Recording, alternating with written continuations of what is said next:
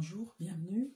Alors, aujourd'hui, j'aimerais parler d'une notion que j'affectionne particulièrement, à savoir la force majeure. On entend souvent parler de cas de force majeure, mais de quoi s'agit-il concrètement?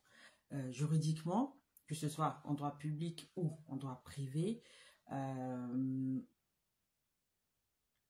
la force majeure désigne un événement qui présente trois caractéristiques.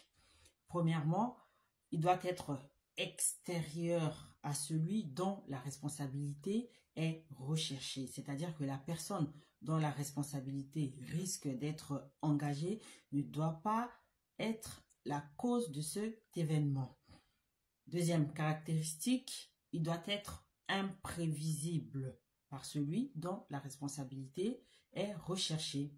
Mais il doit également l'être pour les autres. Cela signifie que les deux parties en présence ne doivent pas pouvoir prévoir l'événement dont il est question. Et enfin, troisième caractéristique, il doit être irrésistible, c'est-à-dire que l'on ne peut y remédier. Voilà donc les trois caractéristiques cumulatives d'un cas que l'on peut qualifier de force majeure. Donc, le cas de force majeure constitue un cas d'exonération en matière de responsabilité civile.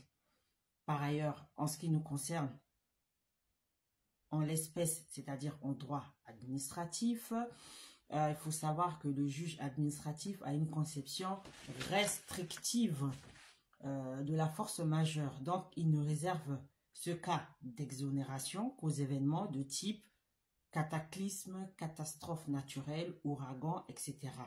De toute façon, il s'agit là d'une cause extérieure dans tous les systèmes de responsabilité.